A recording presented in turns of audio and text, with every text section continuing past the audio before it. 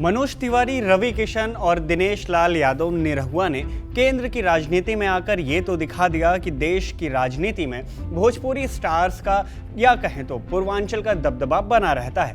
लेकिन ऐसा नहीं है कि यह दबदबा केवल उत्तर भारत के राज्यों में ही देखने को मिलता है, बल्कि दक्षिण का भी एक ऐसा राज्य है जहां इन स्टार्स का अच्छा खासा प्रभाव होता है।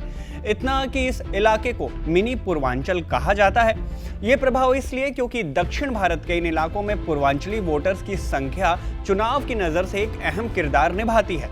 क्या है पूर्वांचली वोटरों का ये समीकरण और क्यों कहा जाता है दक्षिण भारत के इस राज्य के इस इलाके को मिनी पूर्वांचल, इस वीडियो में सब पर बात होगी। हेलो एंड वेलकम, मैं हूं शुभम और आप देख रहे हैं स्विच।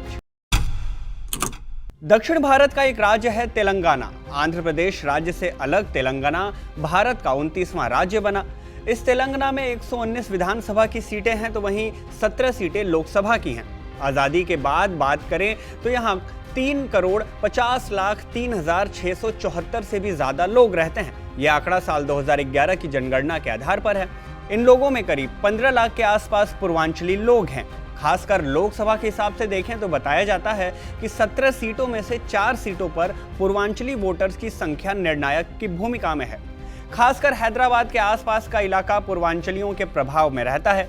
मीडिया रिपोर्ट्स में इन इलाकों को मिनी पूर्वांचल के नाम से भी जाना जाता है। अब जिन्हें पूर्वांचल की परिभाषा जानने की इच्छा हो रही हो, उन्हें बता दें कि पूर्वांचल का मतलब है पूर्वी क्षेत्र।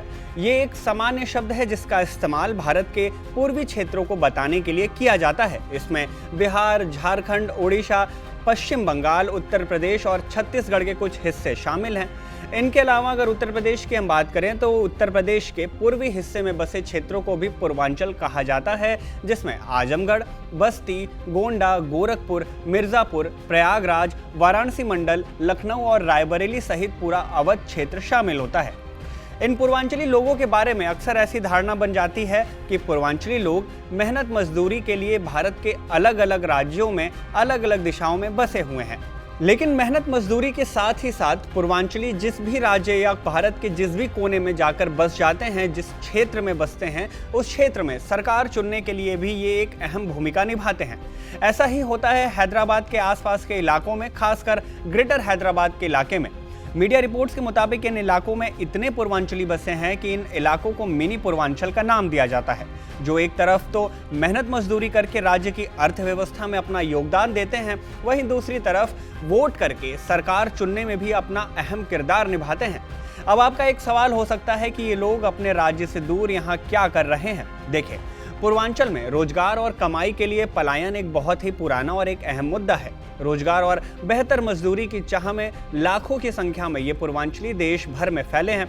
मीडिया रिपोर्ट्स में दर्ज है कि दक्षिण भारत में सबसे ज्यादा पूर्वांचली लोगों की संख्या तेलंगाना राज्य में ही है। दिल्ली, मुंबई और सूरत के बाद तेलंगाना ही सबसे ज्यादा पूर्वांचलियों का गढ़ है।